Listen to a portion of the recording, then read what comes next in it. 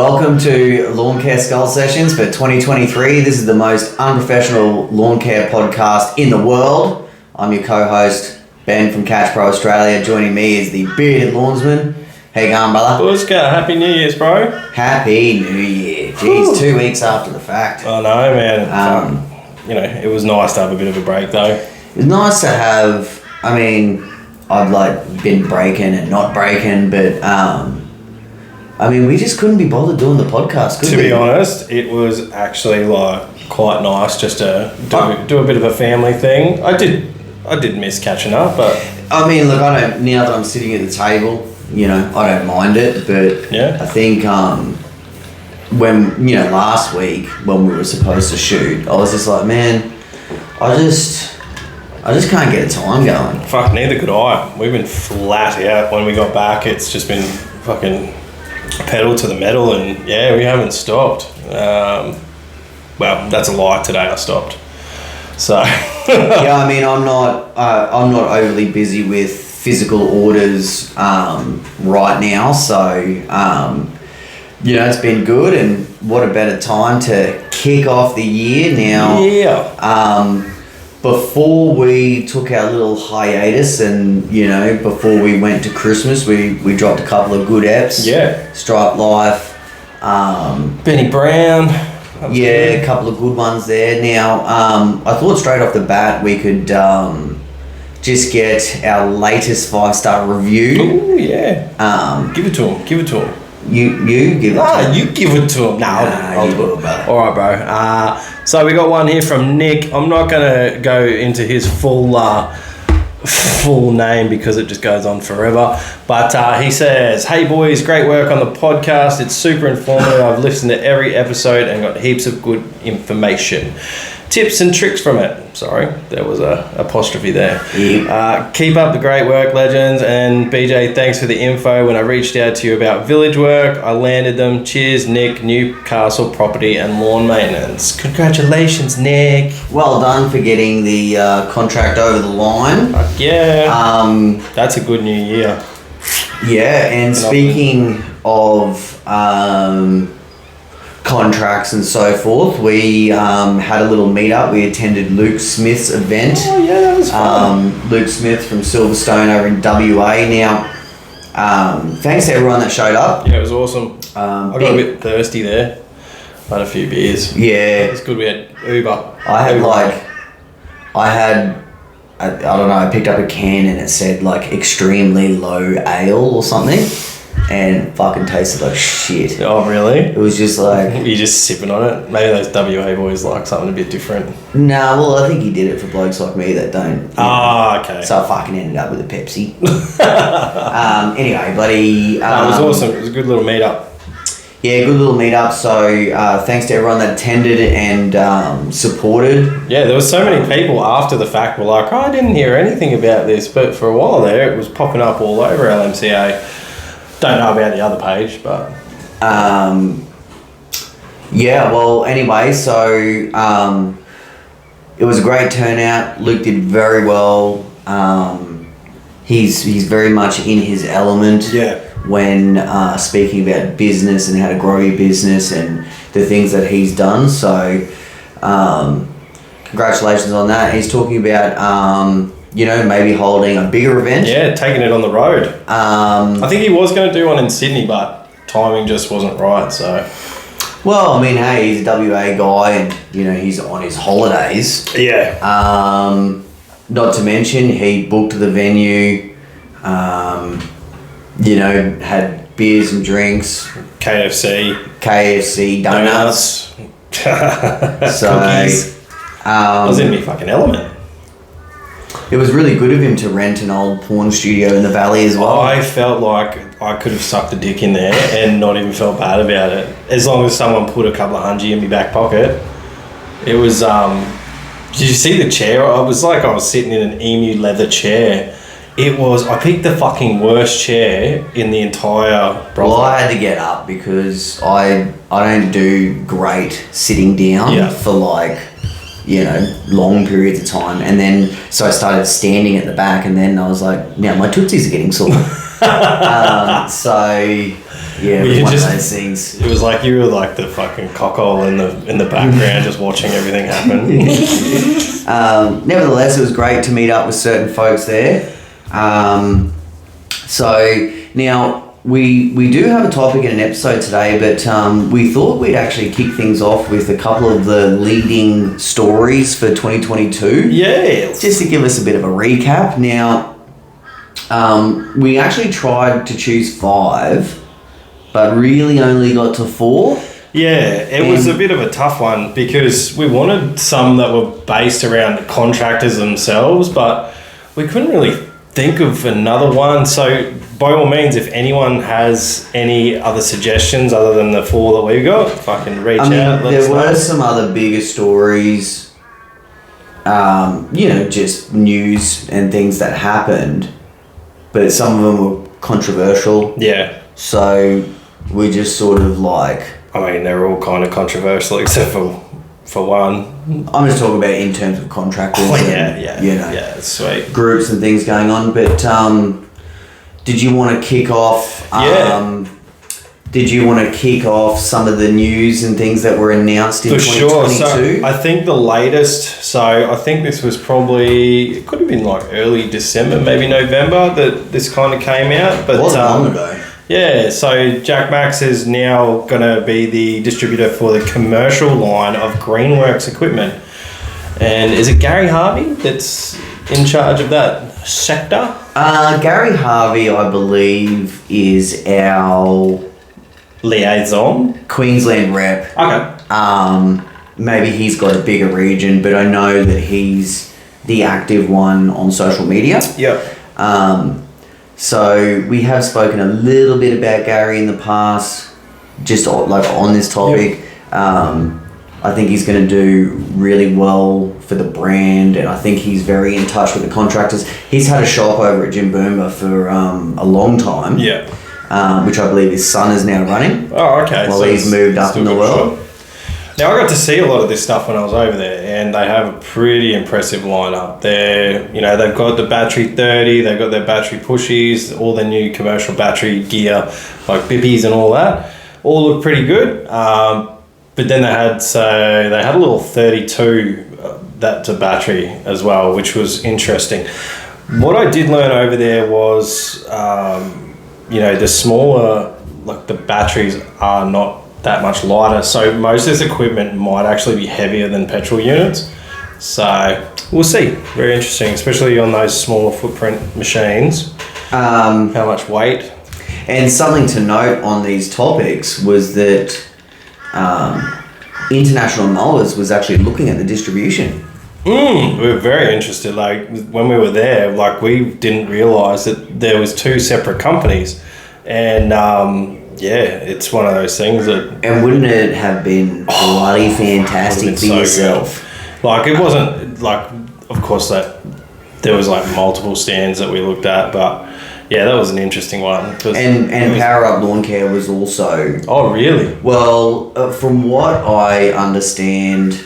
I'm not going to state this as true facts. Probably the same with International Mowers. Yeah. I mean, you guys are definitely looking at it. We looked at it all, and it was... Like the stand, on the card, their stand was one of the biggest stands there. Mm-hmm. It was, and PLP couldn't have missed it. It was directly across from theirs.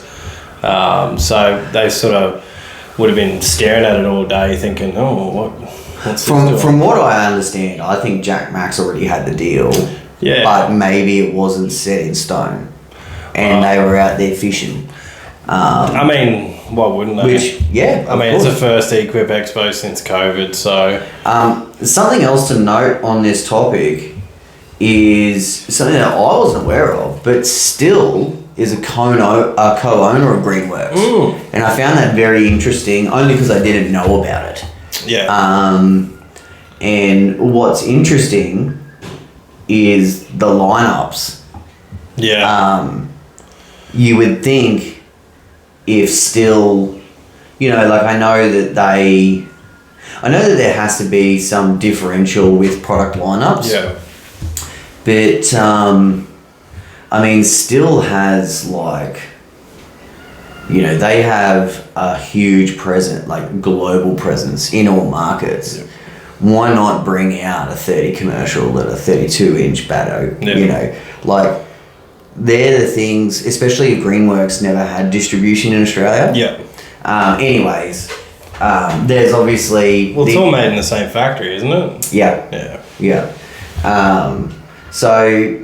No, that was just really interesting to know. Yeah, and it's another brand, another face, and it seems like Gary's going to be on the socials, so that's good. Like, we've all seen how Ego's blown up in the last sort of year, and it'll be interesting to see what happens with Greenworks. And I think being a part of the contractor discussion and pages and things like that, LMCA specifically, is awesome for these brands because they can get real day-to-day feedback. Yeah.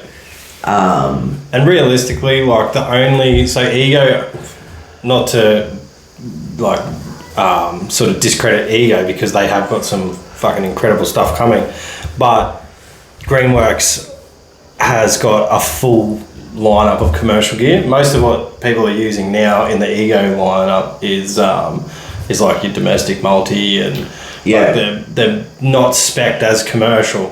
But talking to Baz, he said that realistically the only true commercial stuff is the Pelonic.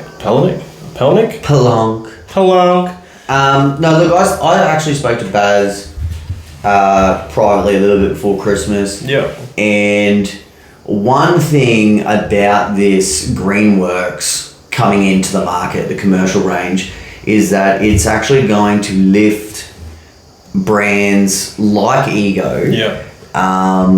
They will be, you know, Ego probably holds that market right now. Yeah. Don't get me wrong, Husqvarna and Still, I think, are neck and neck leading the market in some handheld items. Yeah. But Ego is really broadening that range, and that they're going to take a look at what Greenworks is coming out with, and it's really going to lift all of these platforms, I think. Well, in saying that, Bush Ranger have jumped on board as well, and they've just released their commercial lineup. Something to note, something I didn't know about, I got like humbled on social media, which was kind of embarrassing because, like, anyway, they do now have a quick charger for their 36 volt range. Yeah. So I don't have one. I don't have one either, but that is just something to note. Now, obviously, BJ and I, we work in some form or fashion with a few different brands, and one thing that I always felt with the Bush Ranger lineup coming into the battery market is they didn't have a quick charger. Yeah. They don't have a battery bigger than a 5 amp. Yeah. And so I think for anyone that's looking to dip their toes into the battery market, look, I think if you're running any Bush Ranger stuff currently, especially the multi-tools, Bush Ranger is definitely a brand to look at because, you know, you can buy that battery power head, you've got a 5 amp, you can bung the hedger in there, which is a fantastic bit of kit. The pole saw is obviously excellent as well. Well, I've still got a pole saw attached to my domestic Bush Ranger kit, and it still works. We still use it like in pruning season because it's just a perfect length and it weighs nothing, and we just beep, beep, beep, go around. But the new stuff, so I got a snipper and a multi-tool with a few attachments. The snipper, oh my god, it's fucking sick. It's the best. It's better than my Still. Like, I've got a Still. How much money did you spend in December on equipment? Get fucked, because I really did, because I didn't get anything for Christmas, okay? It's sad, I know, but Lou wanted a new couch, so I said I wanted to get the stuff to set up my truck. So she got a new couch, and I got a new bippy, new But blower. you get to sit on the couch, right? No, I got to sit on the yeah, I get to sit on the couch. You know what though? It is a comfortable couch, but it's not a comfortable couch because it doesn't have armrest. Do you find that with couches? If you don't have an armrest, it makes you sad. We've got nothing to lean on. We've got one pillow. Everything in our household is like style over comfort, bro. Oh, okay. So like, I think that's what happened here. I mean, they're recliners, and don't get me wrong, like, but they don't recline all the way back, and the fucking I want to lounge. When I'm on a lounge, I want to be like, purr. I've only sat in our lounge room like 3 or 4 times, to be honest. No wonder you got a sore back. No, it's not that. It's that usually I'm too dirty.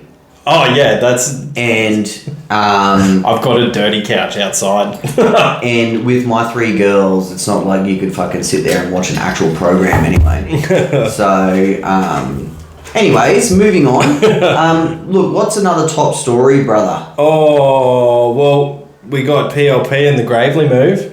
That was a little bit unexpected. That was kept quiet pretty well up until the end. And look, I think this obviously coincides with another top story, but the Gravely distribution, moving from Massport to Power Up Lawn Care, it's very, very significant in the Australian market in terms of the dealer network, spare parts, backup, etc. Yeah. Not only that, it's actually a really great product, and a brand that is going to be constantly moving forward. Yeah. So essentially, we know that Power Up Lawn Care built up the Hustle brand to humongous heights. Yeah. So I think you stated in the past that Skag's overall sales percentage in Australia is like the Australian market is what, 2% of Skag's entire. I don't know, dude.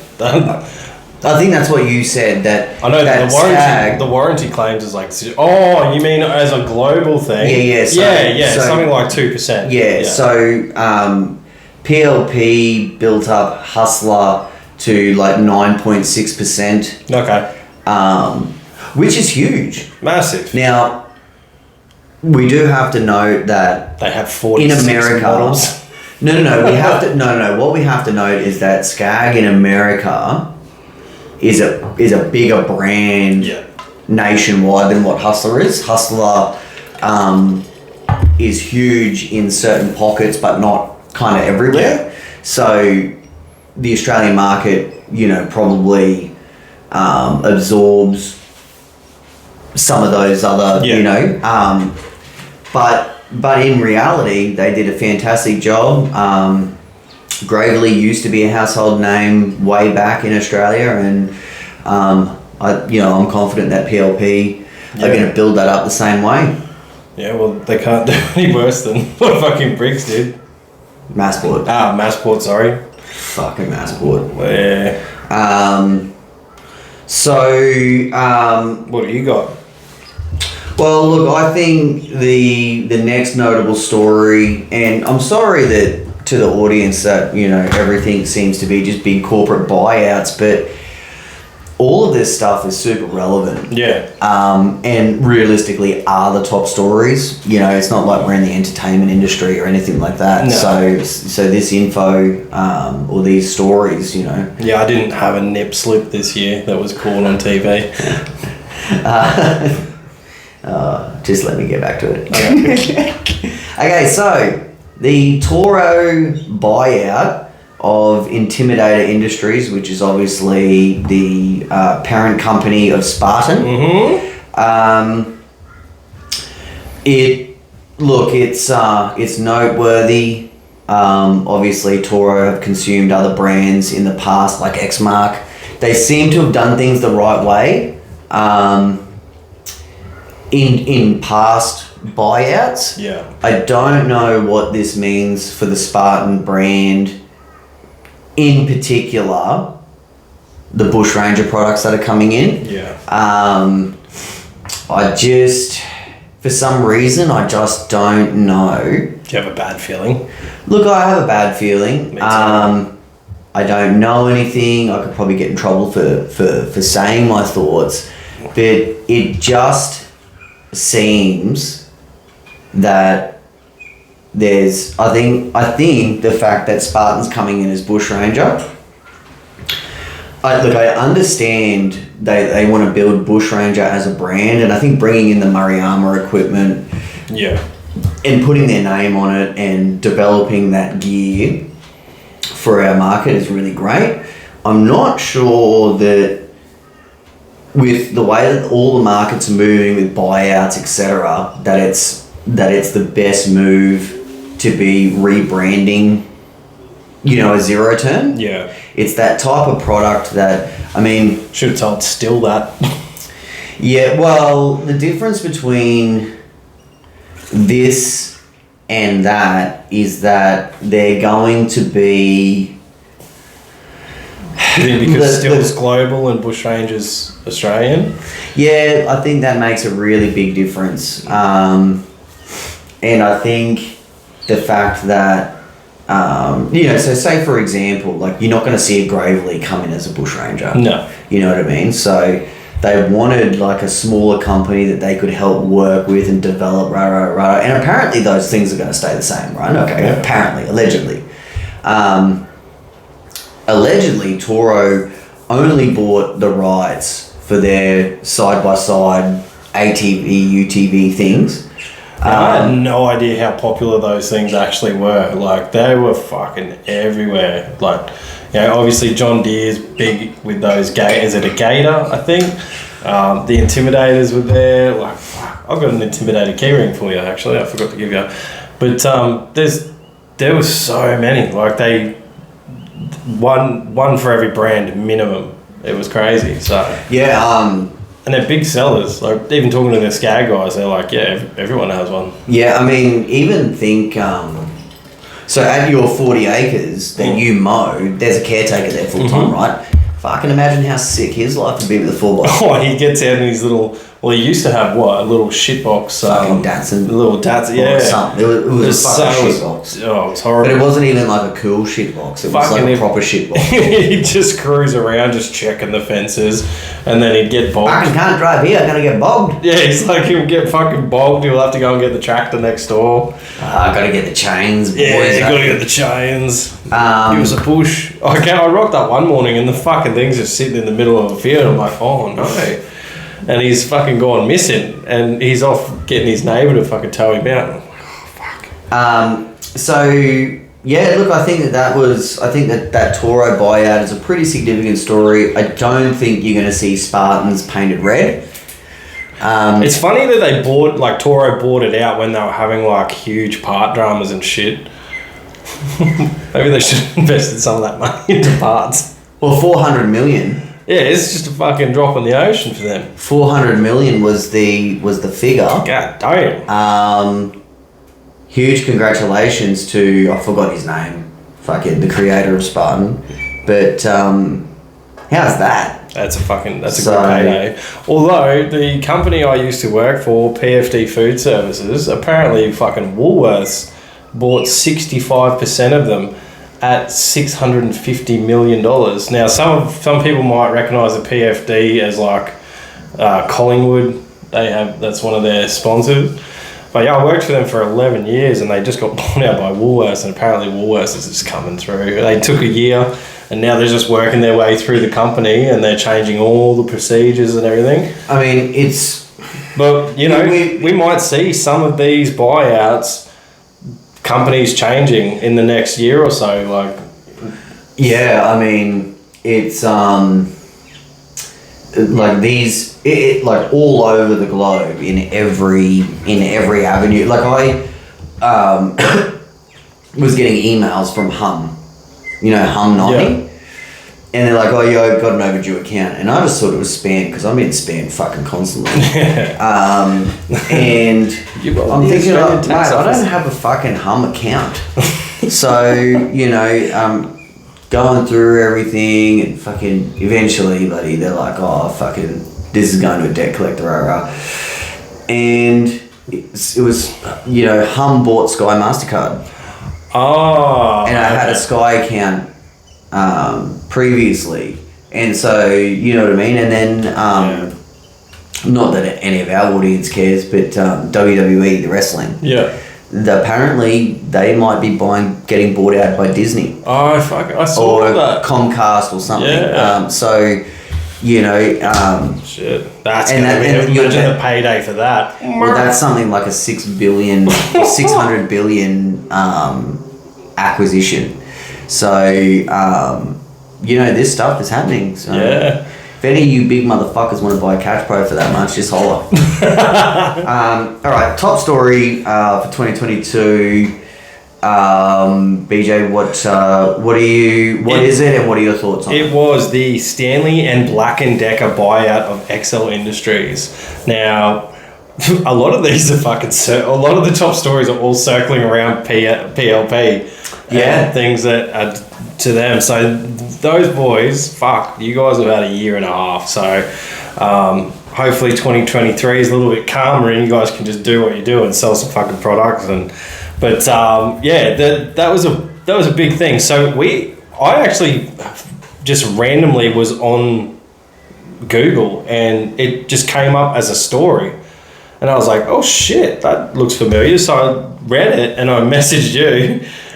Straight away you were like asking Paul and he's like, what? How do you know? And it was out in America. So I mean, that wasn't the biggest shock to the Toro one was a bigger shock to me because that just happened at the click of your fingers. Well, you told me that XL Industry had been on the market for ages. About half a decade they've been on the market for.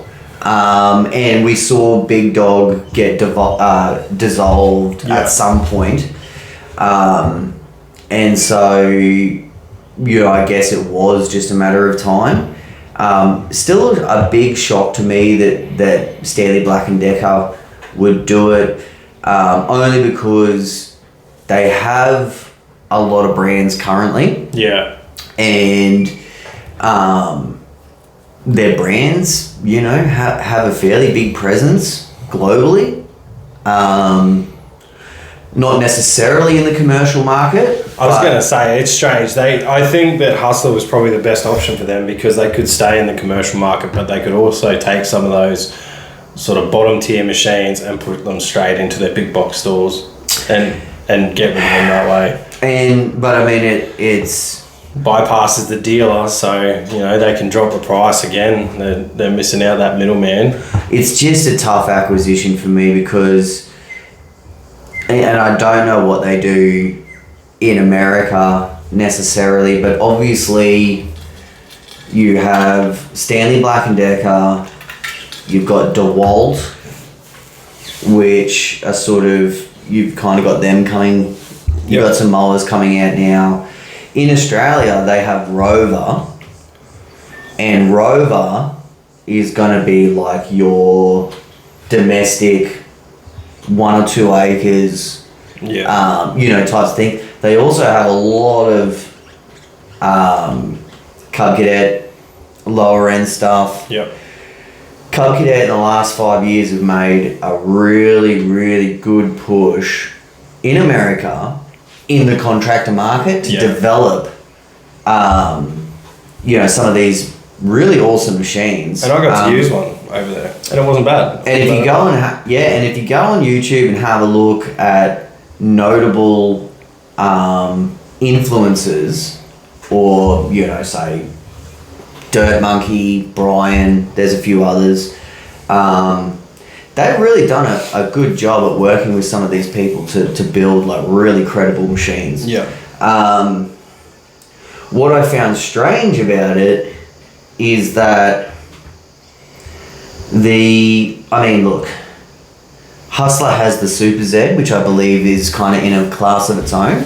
Yeah. They've got the Super S 88 stand-on, which I also believe there's also the 104. Yep. Those types of machines, I think, are kind of groundbreaking, specialty machines. You know, if you're doing huge fields and what have you. Niche machines, for sure. Yeah, so, but I think once you start getting below like the fast track. So once you start looking at all your Raptors and Dashes and things like that, it just seems strange because you're really loading up that domestic prosumer. You know, like you got all the Cubs, all the Rovers, Yeah. the DeWalts. You know, like It's hard for us here in Australia to actually to fathom how big, unless you've been there and seen it, how big these places are. Like LA has the same population as all of Australia, so like they have big box stores that are big enough to hold multiple fucking machines, and they just palletize them up in the air. So I kind of get why they could buy that out and have them as lines, but then, you know, you do, like you said, you've got those bigger machines, the commercial lines, like what the fuck are they going to do with them? Like, I just think what's hard. I mean, they might still have a dealer network, really, but how good's it going to be? I just think what's tough in today's world is that the general population is becoming a lot more aware just through social media and stuff like that. So, you know, 10 years ago, it's not like you'd turn on the, you know, Channel 10 News and you'd see Stanley Black & Decker has bought, you know, right? Yeah. But if you've got any sort of social media that, where the algorithms are, you know, really tapping in, you see that shit straight away. Yeah. And, you know, I think for the average consumer, 10 years ago, it'd be like, oh, I might pick up this Hustler or something. Yeah. Whereas now, if you're in the know, you might look at that brand and go, well, I just don't know if this dealer is going to end up being committed. Are these parts going to come in? There's a lot of moving parts with all of that stuff. That people have to consider. It was exciting, like, because I found the story. I thought it was exciting. That one was a big one for me because I was, Ben, guess what? Yeah, the reason why it sucked for me is because just through professional courtesy, I was expected to not really talk about it. Yeah. And I was like, why? Anytime I'm not allowed to talk is not good for me. So well, I mean, you had professional courtesy to them, I had professional courtesy to you, so it all worked out in the end. And then someone snaked us. Everyone needs to know, you know, BJ, he is holding a lot of secrets. I'm like the fucking vault, mate. He has all these international mowers, skag mower secrets. He's got a lot of things. The orgies.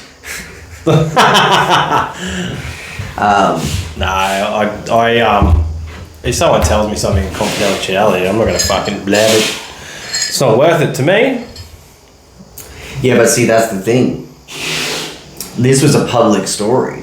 Yeah, but I couldn't talk about it. Yeah, I know, but you asked me not to talk about it, so I was like, all right, Ben, no worries, mate. It's just the scoop of a lifetime. And then someone fucking popped it up on LMCA and snaked us. Yeah, well, hey. He who shall not be named. That's social media for us. So anyway, that rounds up the top stories that we felt were notable of 2022. There was lots of little bits and pieces that was, you know, quite interesting through the year, but I mean, those are the top four that we could find, like the big ones. But like I said at the start, if there's anything that you guys can think of that we missed or anything you can add, I can shoot them to us. You know where to get us. But yeah, that's it, man. Now, also another heads up that we want to do is we want to do an episode. It's going to be called a Q&A, Ask Us Anything. So it doesn't have to be industry related. If there's something that you wanted to know about either BJ or myself personally, we'd love to answer those questions. So certainly can be industry related. So what we're going to do is at some point we will post on LMCA, and rather than read, you know, like a 3-hour thread, we're just going to choose 15 questions. So ask those questions wisely. Yeah. Because we'll probably pick like a couple of funny ones, a couple of serious ones, and anything that we feel would be good content for the yeah. listeners. Anything's relevant. Like, don't ask willy sizes or anything like that because I'm too embarrassed to tell you. So it depends if it's got blood in it. If I've choked it before. Yeah, you got a rubber band around today. So 2022 done and dusted. 2023. What's on the cards for CP Life? Wait, no. Catch Pro Life. CP is like an abbreviation for cerebral palsy. So sorry about that. Look, we do have some awesome things coming. Obviously, we're looking to expand. Last year, I would say 2022 was considered an expansion year for Catch Pro. Yeah. Just in terms of overall growth. Yeah. We really grew pretty much in every category. Yep. So we're looking to build upon that. I am working on 3 or 4 products with another guy. He's sort of like my silent guy behind the scenes. So 1 or 2 of them might come out maybe before March. The others may come out in the cooler seasons. Now, I've heard you multiple times say no more products, and every fucking week you say that. Maybe like the next week you'll be like, oh, I've got this thing. I've got this thing happening. Yeah, you can't help it. You can't help it anymore. Well, it is tough because you, as a business, you have to stay on your toes. You have to grow. Some of the things that we're developing are not brand new concepts. They might be things that are actually already available in other markets, but there is no business structure to import and resell.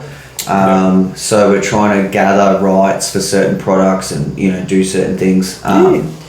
So the main aim, is that if you're a contractor out there and you need a bit of kit, Catch Pro will be. You got everything. Catch Pro will be your hookup. Holla if you hear me. Yeah. So look, that's the plans. For Catch Pro, in 2023 is to really grow and cement ourselves as the number 1 supplier for products and accessories. Yep, nice. We also hope to work with some of these other brands to showcase some of their product lines as well. And, I don't know whether Catch Pro will necessarily get the label, but people like Luke Smith and Gary Ashton that are doing exciting things in the industry will sort of look to not necessarily be involved, but to support and network there. I think what those guys are doing is pretty cool. So he didn't mention my name. Well, you'll be along for the ride, mate. Always. I'm just fucking tag along, eh? So what are you doing? I'm coming. Also, while we're sort of speaking of 2023, it's a new working year. We wanted to bring up a topic, BJ.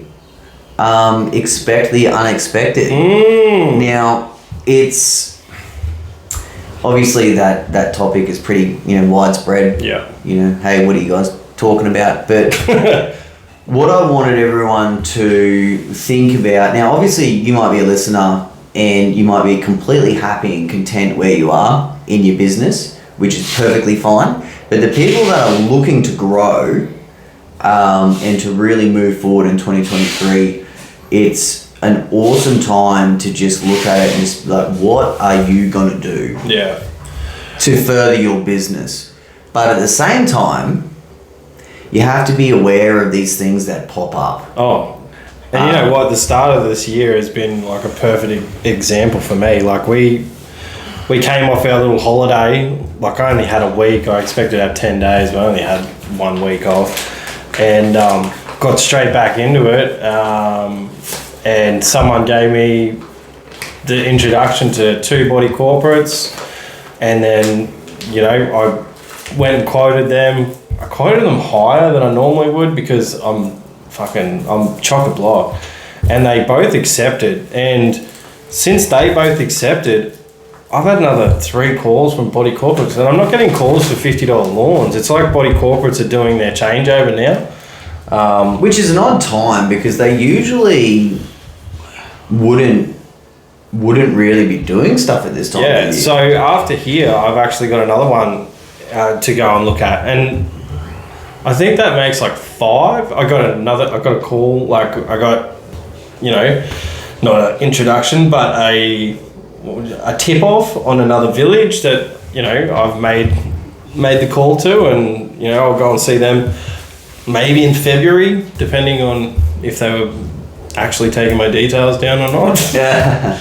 But that one might be a good go. That one will fucking double my business in one contract. Like, realistically, it's a big one. So all the other ones have been not little, but smaller. Yeah, but what I wanted to put out there for some of our listeners is the weather cycle in Australia. So, the last 2 or 3 years, and obviously this doesn't count for every market in Australia, but it has been very wet, right? Yeah. Very, very lucrative growing seasons that we've had, even in the off seasons. Now, it's been lucrative for some and detrimental to others, because Absolutely. I know that the boys down south really struggled to get a full week of work for a long time. So hopefully, like, they reap the benefits when it does come time to have that weather change, because eventually, there'll be a weather pattern change and we'll miss out on a bit of that moisture. And the only thing that I want to prepare everyone for is that super busy, lucrative, constant rain, constant green may come to an end in the first quarter of 2023. Yeah. So it's time to start thinking about, okay, how are we going to structure our businesses to be able to account for, and look, I'm not tipping that we're going to go into a drought. I'm really hoping that we sort of go into a cycle maybe after 2011 where we, it wasn't like so wet that we were flooding all the time, but the lawns, also weren't like, how dry it got when you like walk on a lawn and it would just disintegrate. Yeah. The crispiness. So I don't think that that's necessarily going to happen. It would be fantastic if there was a happy medium. Yeah. At least for a couple of seasons. I don't think anyone's ever perfectly happy with the weather. It's either too hot, too wet. Oh, fucking horrible industry. Too hot, too cold, too wet, too dry. I don't really ever find it too cold. Like, I love mowing in the cold. Oh, just too cold in terms of... growth. Yeah, like Melbourne and, those places. Oh, yeah, fuck, I live in Queensland, so I can't trip on that sort of weather. But, no, I could only imagine what it's like. I don't think we have had a winter season where it's actually turned off and I'm sure north of us. Yeah. That's probably been longer for them, but I would say it's been 3 or 4 seasons. Yeah. Since we have seen a winter where it shuts off. Yeah. Yeah. I can remember anywhere from April, May being like, okay, fucking, and look, I just know this about my own lawns. I am still averaging mowing once a week. Yeah. I mean, that is crazy. That is crazy in winter. Yeah, well, I mean, I don't mow as much as you, but your lawns... No, don't get me wrong. That you mow a lot. I mow. I've mowed twice this week already. Fuck. So, and you can have a look. I'm just talking to BJ. It's a freaking So I didn't mow that patch twice. I mowed that on Monday. But look at it, that fucking needs mowing. It definitely needs mowing. I was looking at it thinking, fuck, Benny's been sleeping.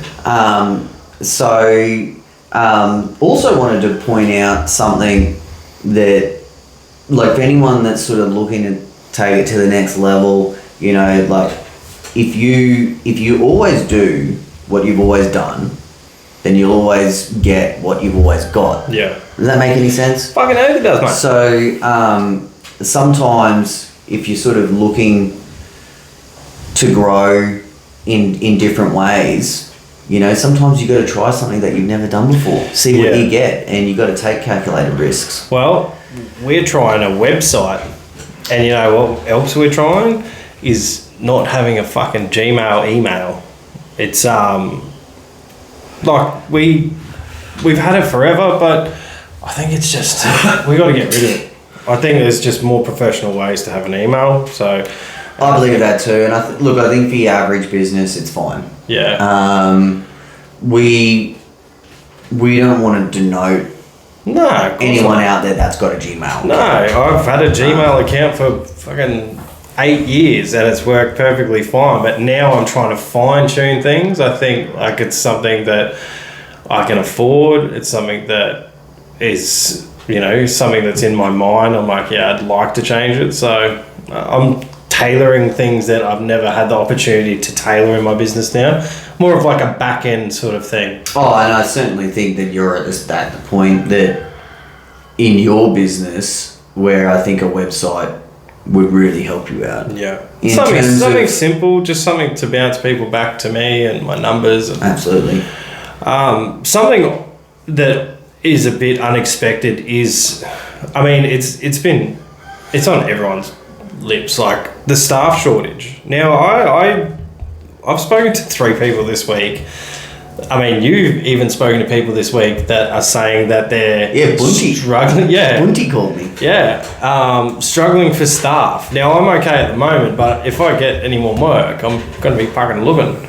And then I'm going to have the issue. Bunty was telling me, I'm actually hoping to get Bunty in for an episode. Right? Yeah, that'd be good. And it's going to be extremely explicit. But anyway, you know, he was telling me he hired someone just before Christmas, went through all your inductions, training, everything, and like 1 week before Christmas, he said, we're having a baby. I'm taking 6 weeks off. Fuck. And because dudes are entitled to maternity leave these days. Yeah. I mean, that's a heartbreaker for a small business. Huge. So he has 3 rigs, and now he's got 1 rig sitting at home doing nothing, not earning any money. But it's something. I didn't know he had 3 rigs. Fuck, he's grown really well. Yeah, I mean those dudes, man. The EPMS, they're set up to succeed. Yeah, for sure. They're really set up to succeed. So you know, something for me that was very unexpected was you know, I had that partnership with Josh. Yeah. And all of a sudden it just like blew up in my face. I mean, that was so unexpected. Was that 2022? It was 20. No, I'm not talking. Yeah, I'm just talking about you know, expect the unexpected. Now, I thought because it was so fresh. It was a blessing in disguise, but it was just like a whole heap of stress and heartache that I felt was fairly unnecessary. Yeah. Sorry, mate. I'm having to wiggle around here. I feel like my asshole's about to prolapse. These stools are not good. Yeah, these are. Did you get these from the porno shed? Luke's porno shed. No, these were like the kitchen stools upstairs. So can you give an example of just something really unexpected that happened in your business where it's like, fuck, this derails a lot of stuff? Well, having to work through a work cover claim. Mm-hmm. That rocked my world.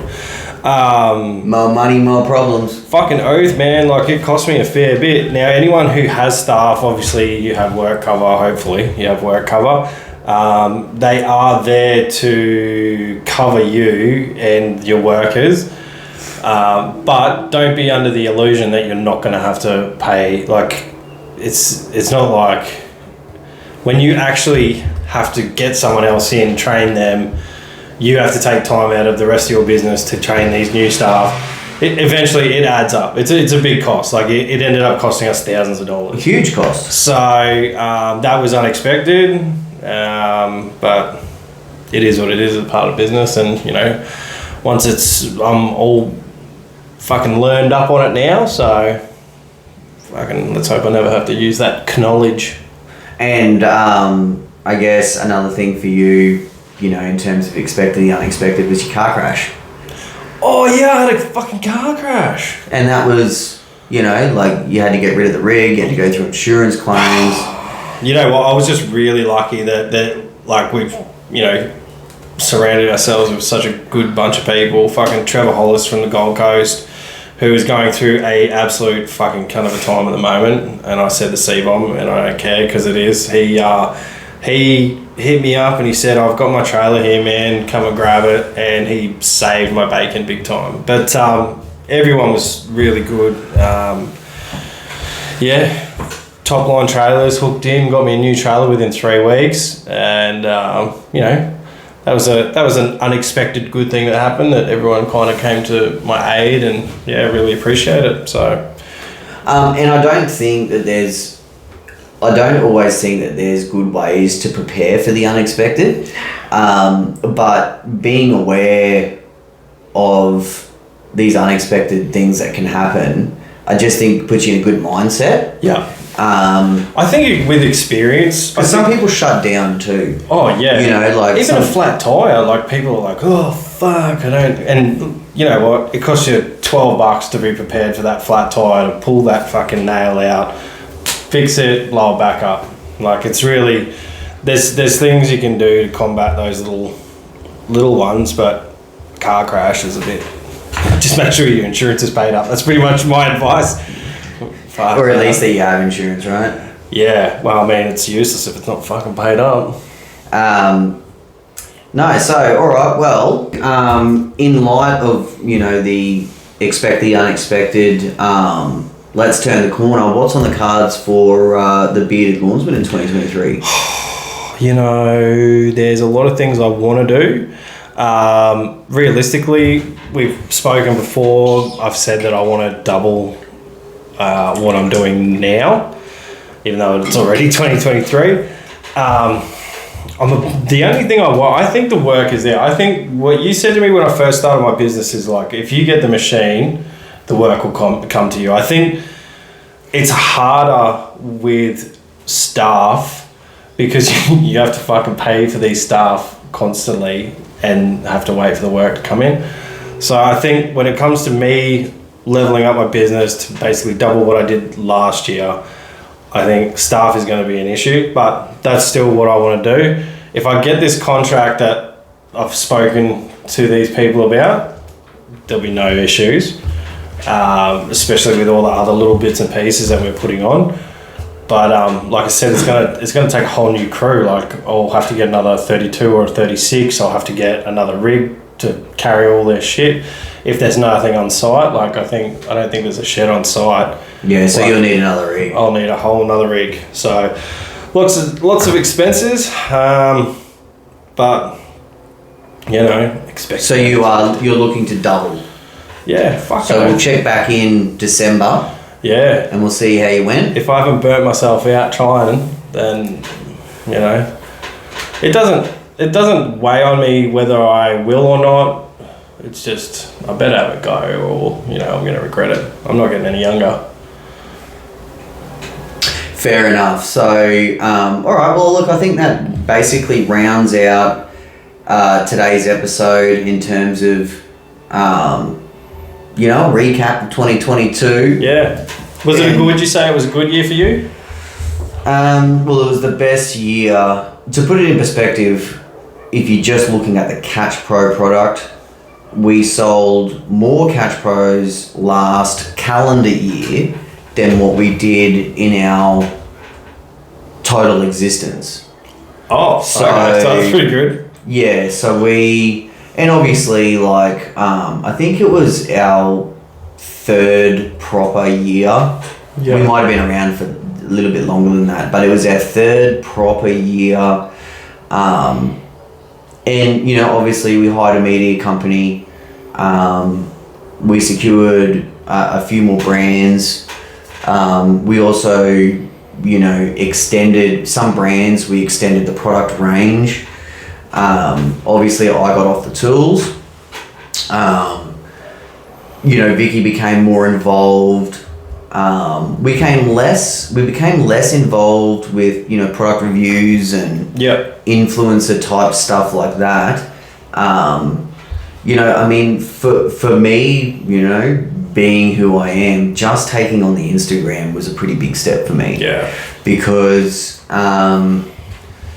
you know, it wasn't something that I was doing before. Yeah. And every day you're constantly having to, every time you post something, you are basically giving people a glimpse of who you are. Yeah. And so, you know, when you're mowing lawns, you can be like, you know, you're out there every day and you're doing this beautiful work and you can showcase that. But, you know, when you're selling products, you know, sometimes you can only see it a certain amount of times. We're like, okay, we get the gist. Yeah. So being creative and showing people. I think the videos you put together are pretty good. How you've started doing like the slow-mos and the speed ups of all your construction work. I think that's pretty cool. Yeah, giving people like a little bit of a peek behind the scenes. Yeah. You know, is very similar to what a contractor would be doing, you know, in terms of cleaning their equipment or sharpening blades or what have you. So it's the same thing. It's just a different set of tools. Yeah. And so, you know, like I said, I'm sort of looking to probably one thing. I'm probably looking to be a little less controversial. Yeah, fair enough. Not because I want to. Yeah. But because there's a lot of other baggage that comes with it, and there's a lot of collateral entities that get, you know, swung in, and so it's not good for any of those people that it happens to. So that's something that I'm probably going to focus on. But I tell you, I am being tested every day. I know.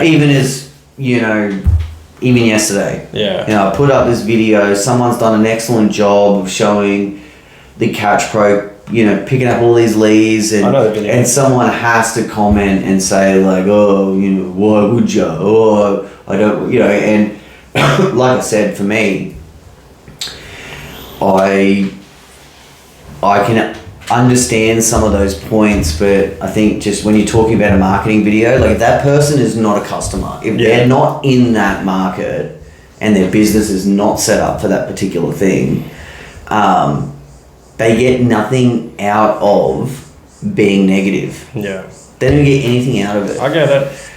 We spoke before we even started, and I said that I think there's so many people out there who run a business who think their business does everything right, they're the pinnacle of the industry, and they're the ones that everyone should be listening to, but they don't have the value. Like, they don't have that value content, or they might not even have the personality. They might have great content, but they don't have the personality to put it out there. But yeah, you just see some people, like, comments are fucking crazy, man. Like, they get real wild. Like, oh, fucking, you couldn't even see that. You should have just mulched it and fucking. It was like, whoa, like, maybe the dude is getting paid an extra fucking $40 for that lawn to catch those leaves. Like, that's what the customer wants. And I certainly don't want to get into the whole, you know, mulch and catch thing, but I think something that always has to be noted is that if, you know, and we've talked about this mulch and catch thing all the time, and mulching, I think, is great for a contractor that is set up to do it. Yeah. But if you're not set up to do it, you know, so for you, if you've got to mow a village and then 3 hours later you've got to go and mow 5 acres. Yeah. Having that system, you know, where you've got to jack something up, unbolt it, do all this stuff, I don't see how that is diversifying that machine in any way, shape or form. Yeah. And, you know, I can only assume that people that have the opposite thoughts are just people that mulch 100% all the time, which is fine. If someone could someone who is innovative, build a on-off mulch kit. John Deere.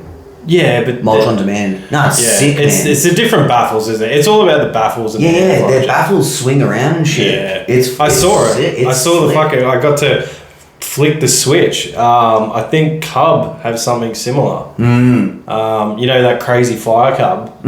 Yeah, so they had a stand there where it was upright and I can't wait. Push a button and it fucking. I can't wait to mow a lawn with you on that thing, eh? What, do you want me to sit down or stand up? It doesn't matter. It'll just be like a fucking love festival on wheels. It was battery too, eh? It was battery, so you can chat. I could just imagine, like, if I was still running greenscapes, it's like, "Wee, Rusty, come on, we got to mow this." Just kissing him on the back of the neck, and him just being like, "Nah," and be like, "Come on, HR." Call HR. So, no, that's a funny one. All right, mate. Well, it's time to put a bow on this episode. So we'll see you again next week. Yeah. And maybe we can get that Q&A one up and we'll head it out next week. Yeah, I'd like to get the Q&A one out there, just so that we can sort of set the stage. Yeah.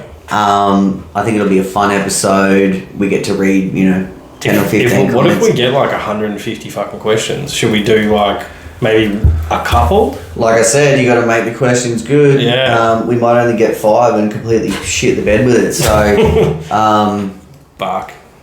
Hopefully not. Fingers crossed. Then we'll have to add in my willy size just as a question. For everyone who can't see me, I'm rolling my eyes. Yeah. Until then, I'm at Cash Pro. He is at TBL. We are out of time. Thank you. Peace.